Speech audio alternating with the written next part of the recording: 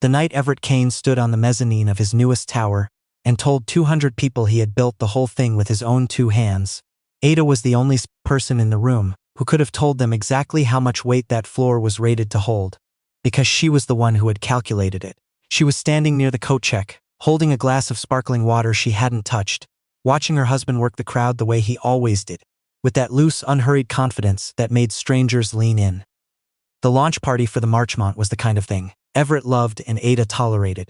40 stories of glass and precast concrete overlooking the lake, a lobby that smelled of fresh paint and money, a jazz trio in the corner playing something no one was listening to, investors in good suits, city councilors, a photographer from one of the real estate glossies moving through the room like a heron. 9 years ago, Everett was saying, and Ada felt the number settle in her chest like a stone. 9 years ago, I had a drafting table in a basement in Scarborough and a head full of ideas everybody told me were too big. And I want you to look around tonight. He spread his arms. He had a beautiful way of spreading his arms. This is what happens when a man refuses to build small. The room made the sounds rooms make, a ripple of applause. Someone said, "Here, here." A woman near the windows pressed her hand to her collarbone as though she'd been moved. Ada smiled. She had years of practice at that particular smile, the one that lived only on the surface of her face and never got anywhere near her eyes.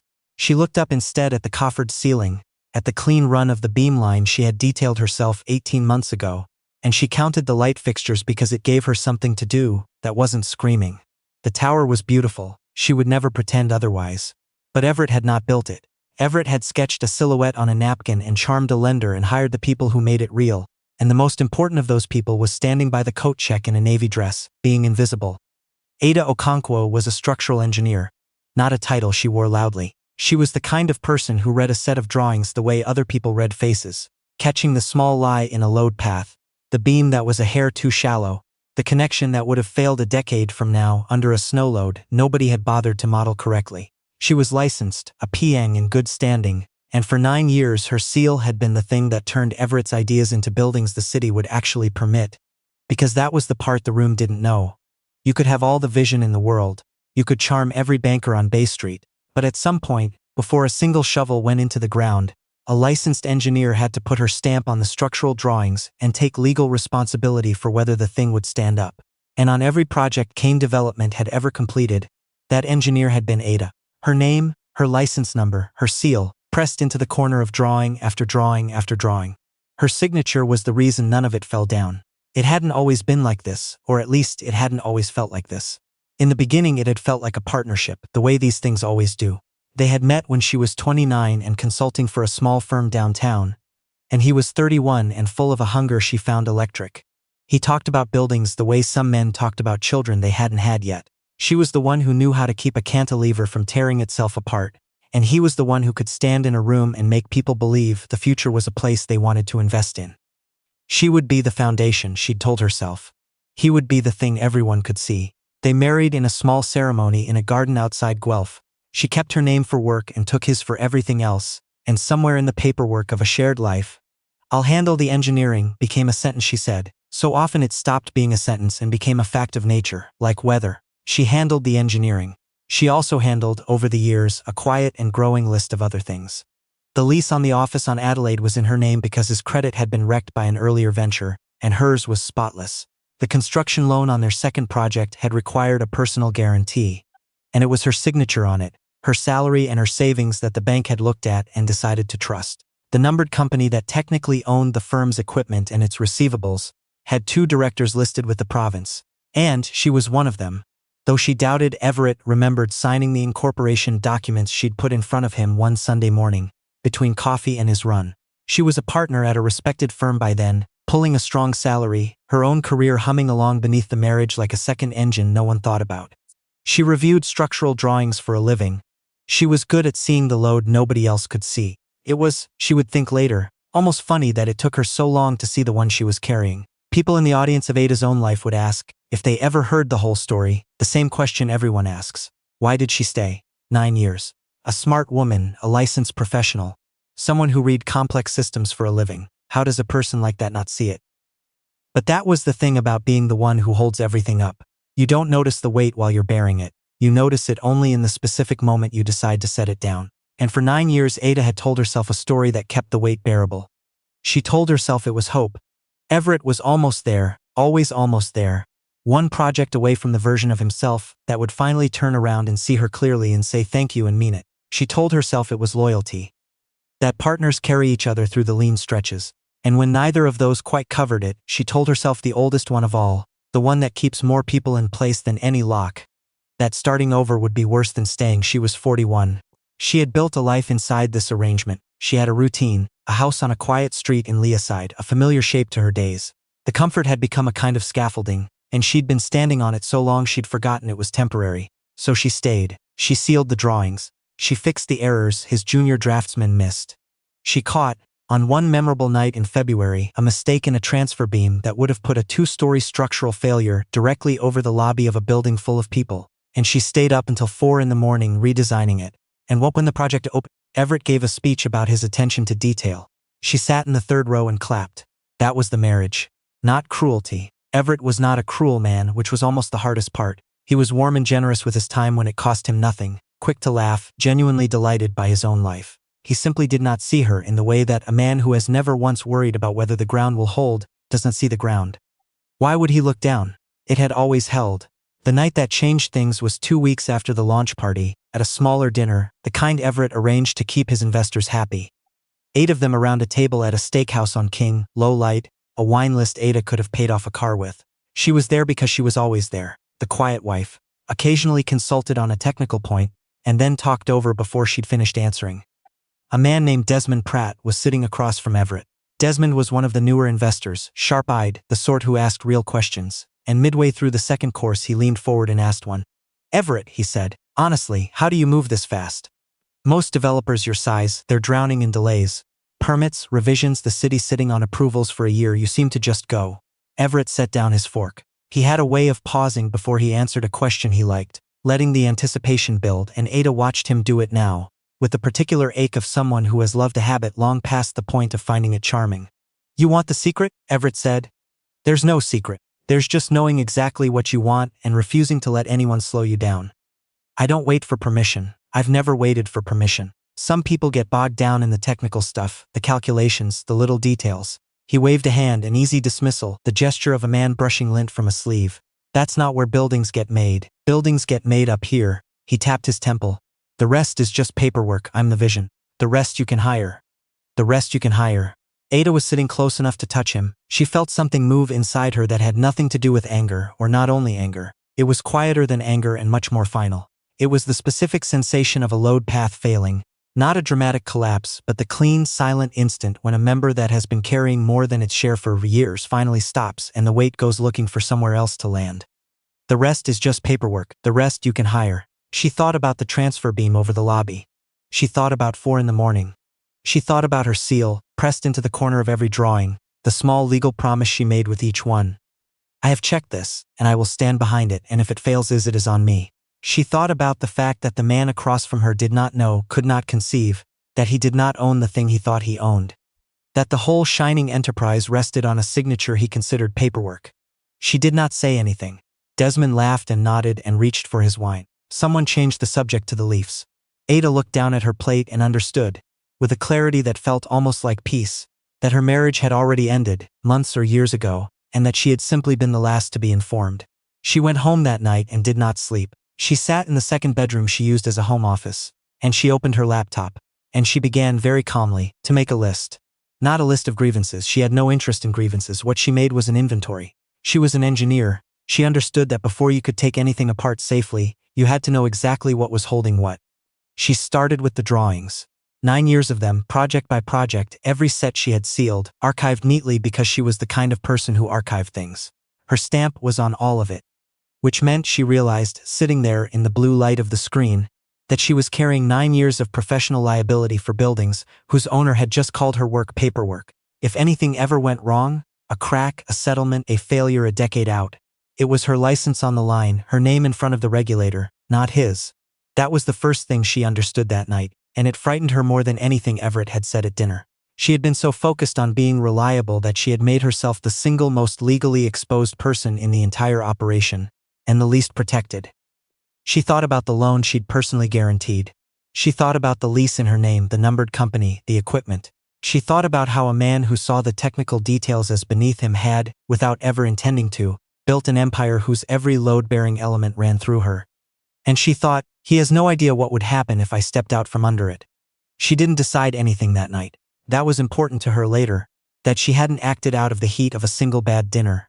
She spent the next 6 weeks the way she spent everything methodically. She met with a lawyer, a family and commercial specialist named Priyanka Sereno, whose office was in one of the older towers on Bay, all dark wood and quiet.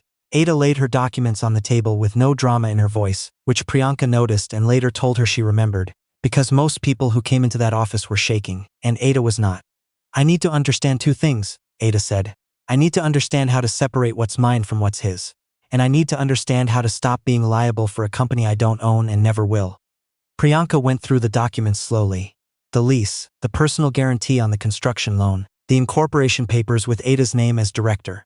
And then she reached the drawings and the letters after Ada's name and she stopped. You're the engineer of record, Priyanka said.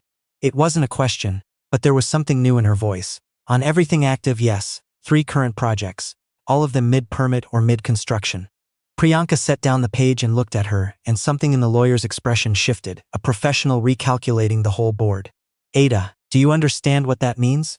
Legally, structurally, those projects can't proceed without you.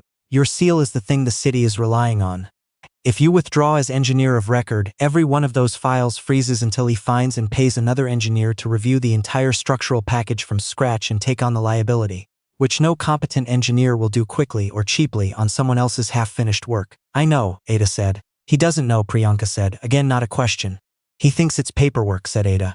There was a silence in the office, and then Priyanka Sereno, who had spent 20 years watching people be undone by the people they trusted, said something she was not paid to say. She said, "Good for you." What followed was the part Ada would be proudest of, not because it was dramatic, but because it wasn't. She did not confront Everett. She did not hint. She had watched him talk his way out of every corner he'd ever been backed into, and she knew that if she gave him even a day's warning, he would sit her down with that warm voice and those spread arms and try to negotiate her back into place. Not because he loved her, she understood now, though he probably believed he did. Because she was convenient. She was the most convenient thing in his life, and men do not surrender their conveniences gracefully. They call it working things out.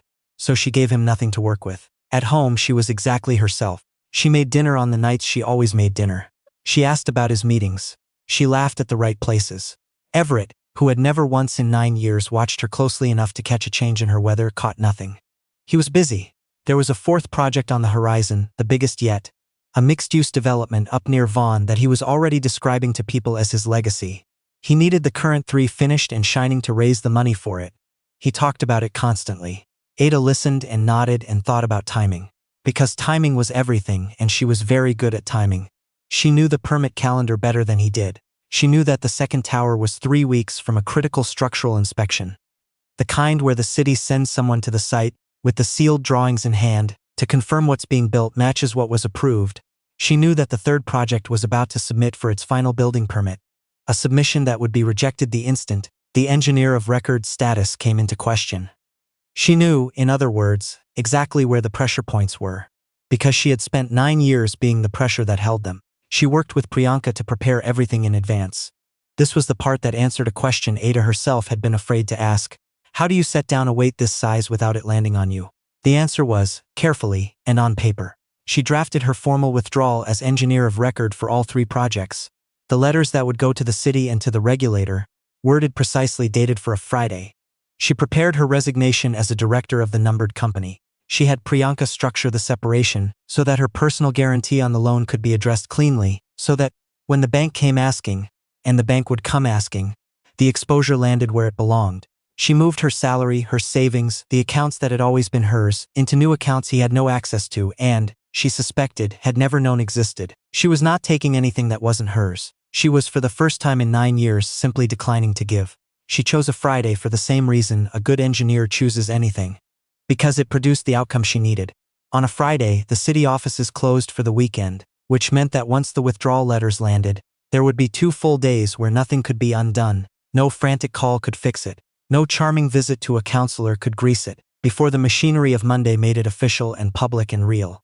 On the Thursday night before, she packed. Not everything. She was not interested in stripping the house. She was interested in leaving it. She took her work equipment, the external drives with 9 years of archived drawings. Her drawings, her records, her proof, her clothes, her mother's rosary from the drawer beside the bed, and the small framed photo of her father in his mechanic's coveralls that had sat on her office shelf since before Everett existed. She carried the boxes to her car in 2 quiet trips while Everett was in the den on a call, his voice booming through the door about square footage and cap rates. She slept that night more deeply than she had in years, the specific, bottomless sleep that comes only after a decision has finished being made. Friday morning she got up before him, which was easy because she barely slept past 5 anymore. She made coffee and drank it standing at the kitchen window, looking out at the backyard she'd landscaped the second spring they lived there, when she still believed the house was pointed somewhere. The Japanese maple she'd planted was tall now. Snow was coming. You could feel it in the flat gray light. She rinsed her cup, set it in the rack, and put an envelope on the kitchen island where he would find it. Then she drove to Priyanka's office and from the quiet of the conference room, she sent the letters. The withdrawal to the city, on all 3 projects copied to the regulator, effective immediately. Ada Okonkwo is no longer the engineer of record. Her resignation as director of the numbered company, filed with the province. Her notice to the bank through counsel. Each one took a few minutes. Each one had been drafted and reviewed and read 3 times. When the last email left her screen with a soft ordinary sound, she sat back and felt the strangest thing, which was nothing at all. No triumph, no grief. Just the specific lightness of a beam that has finally, after years, been relieved of a load it was never designed to carry alone. Everett found the envelope around 9, when he wandered into the kitchen looking for her and the coffee. Inside was a single sheet of paper. On it, in her clean engineer's hand, she had written 1 line. Everything standing has my name on it. It doesn't anymore. Beneath it, she had printed the index of what she'd sent, the withdrawal letters, the regulator's file numbers, the director resignation. She had not needed to explain further. Ada had spent 9 years learning that a document does not argue, it does not raise its voice or spread its arms or tap its temple. It simply states, in dates and file numbers and the small dry facts of the record, what is true. He called her at 9:40. She didn't answer. He called again at 9:52, and then in a cluster through the late morning, 11 times before 1 o'clock, the calls coming faster, as the reality assembled itself around him in pieces, the way it does when a man who has never watched the ground suddenly feels it move. Because the letters had landed, and letters like that do not sit quietly. By mid-morning, the project manager on the 2nd tower had received a call from the city inspector's office. The upcoming structural inspection was suspended pending confirmation of the engineer of record. The site super, a straight-talking man from Sudbury who had been building things for 30 years, called Everett directly and asked, in language Ada would have enjoyed, what the hell was going on with the stamp. On the 3rd project, the permit coordinator opened her file Monday to a rejection notice. Engineer of record status in question, submission cannot proceed. And that was only what showed on the surface. Underneath, in the part Everett couldn't see because he had never looked, the whole thing was seizing. No new drawings could be sealed. No revisions could be approved. Nothing could move forward, because the one signature everything depended on had been withdrawn, and the man who owned the company had, until that morning, believed that signature was a formality he could pick up at the pharmacy. He drove to her sister's place in the East End that afternoon, and her sister, a nurse named Ijeoma who had watched this marriage with her arms folded for 9 years, met him on the porch and did not invite him in. She's fine, Ijeoma said. You'll hear from her lawyer. Lawyer, Everett repeated, and the words seemed to knock something loose in him, because Ada's sister said later that his face changed then, that whatever story he'd been telling himself on the drive over collapsed on the front steps in the cold. He went back to the house that Ada no longer lived in. He tried to fix it. Of course he tried to fix it. Fixing things with words was the only tool he'd ever needed. He called the city and was polite and then not polite. He called a structural engineer he knew socially and asked how fast the man could take over 3 active files. And the engineer, once he understood what was actually being asked, inherit full liability for someone else's mid-construction structures, review 9 years of drawings he hadn't produced, put his own license on the line for another firm's work, laughed, not unkindly, and said the word months, and then the word expensive, and then the word honestly. Everett, I wouldn't. The delays were not the kind of thing you talked your way out of. That was what he could not seem to absorb. A counselor could not help him. Charm could not help him. The buildings did not care about his vision. The buildings needed an engineer to say they would stand, and the only engineer who had ever said so had taken her word back. The construction loan was the next thing to go. Banks watch. A lender who has extended tens of millions against a set of projects notices very quickly when those projects freeze. When the personal guarantor gives notice. When the whispers start on the street that Kane Development has a problem no one can quite name. The loan covenant tightened. A payment came due that, Without the projects moving toward completion and the revenue that completion promised, Everett suddenly had no clean way to make. The first check he wrote from the operating account after Ada's accounts were separated from his did not clear, and Ada, who heard about it later, felt no satisfaction, only a distant and complicated sadness. Because she had loved him once, and you don't entirely stop. The Vaughn project, the legacy, quietly evaporated. The investors who had raised their glasses at the Marchmont began, one by one, to become difficult to reach. Desmond Pratt, the sharp-eyed one who had asked the honest question, was the first to pull his commitment, and the others followed the way they always follow, in a herd, sensing the change in the wind before they could have told you what it was. The photographer from the Glossy did not call about a follow-up piece. Everett's social media, which for years had been a steady stream of hard hats and skylines and quotes about grinding and building and refusing to settle, went quiet. Not deleted, just quiet, which on the internet is its own kind of confession. Ada watched almost none of this directly. She was busy. This surprised her, how immediately busy she became and how good it felt. She had spent 9 years being the invisible engine of someone else's name, and it turned out that when you take a 9-year engine and point it at your own life, it moves. She rented a small office in a converted warehouse off the Danforth, exposed brick, big north-facing windows, and she hung out her own shingle, Okonkwo Structural. She had, it turned out, a reputation she'd never noticed she was building, quiet and durable, exactly like her buildings. Contractors who had worked on Everett's projects knew whose calculations had actually kept them upright. When they had work of their own, they called her. Not him, her. She took on a school renovation, a heritage building on Queen East that everyone else had said couldn't be saved, a community center in Regent Park. She hired one junior engineer and then, before the end of the first year, another. She learned to sign her own name on the front of the drawings and not just the corner. The house sold that spring, not because she forced it. The equity split simply made selling the cleanest resolution, and Everett could no longer carry it alone anyway. The maple she'd planted stayed with the new owners. She thought about that sometimes and made her peace with it. You don't get to keep everything you build. You only get to decide what you build next. She was living by then in a bright apartment in an old brick building near the ravine, chosen entirely for herself for the light and the quiet, and the fact that the trees came right up to the windows. It was smaller than the house in Leaside. It was hers in a way the house had never been, and the difference was not the square footage. She saw Everett once, about a year after the Friday, and it happened the way these things happen, by accident. She was coming out of a coffee shop on the Danforth with 2 of her contractors, mid-law at something one of them had said about a stubborn client, a paper cup warming her hands, and there he was crossing the street toward her. He looked smaller, not physically or not only. Something in the way he carried himself had come down a few stories. He saw her and stopped. Her contractors read the moment and drifted a polite distance away. Ada, he said. She didn't say anything. She just looked at him, and she was surprised to find that there was nothing sharp in her. No old wound flaring, just a clear and level attention. The way you look at a building you designed a long time ago and can assess honestly now that you no longer live in it. I've been thinking a lot, he said. About all of it. I built everything on you, I get that now. I didn't. I never saw it, and I built the whole thing on you.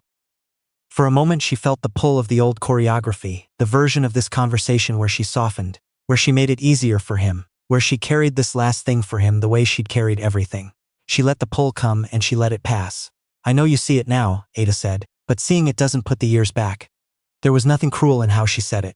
That was what she noticed most afterward. She had imagined, in her worst nights, that a moment like this would arrive full of everything she'd swallowed. And instead it arrived empty and calm, and she understood that this was because she had already spent the anger. She had spent it slowly and completely over the long project of leaving, and there was none left over for the parking lot.